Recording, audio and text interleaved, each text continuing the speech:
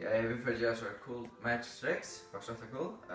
Där brukar jag en kanna vatten, faktiskt en koppe och en hatt eller gangsterkopp eller så. Här vill jag bruka koppen och jag måste också köra koppen i hatten. Man ständer så vis. Så? Ja. Men Men man ser det inte väl. Man ser det inte väl. Ja, alltså kanske inte skitna. ja, så sitter. Ja, sen skiten. Så jag kommer att jag vet inte vad det är skiten. Ja. Ja, nej. Kanske.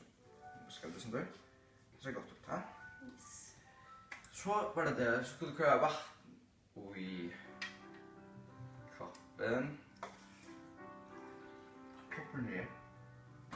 Skulle Hördes. Skulle köra jag skulle ha vatten i koppen, inte hatten.